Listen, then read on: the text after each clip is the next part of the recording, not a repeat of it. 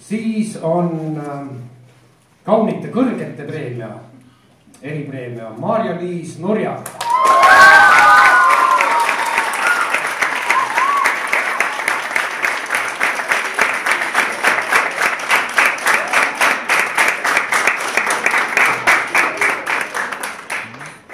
Ja veel üks eripreemia on muusikas elamise preemia.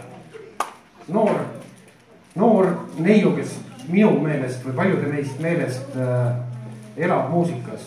See on Rebecca Maria Rändvee.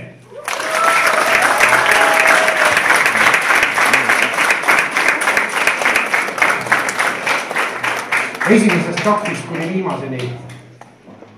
Aga nüüd tänased kohad.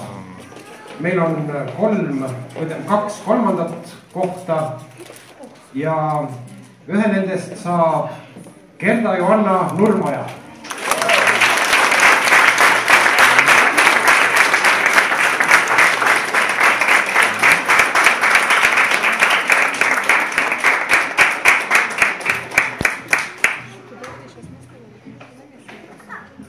Oskaks ma nii kniksu teha.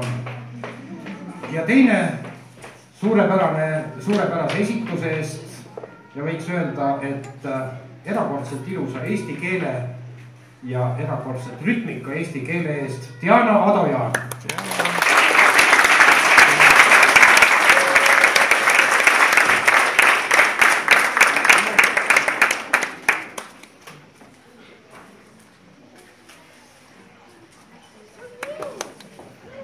Tänane teine koht kuulub Noora Kivinoor.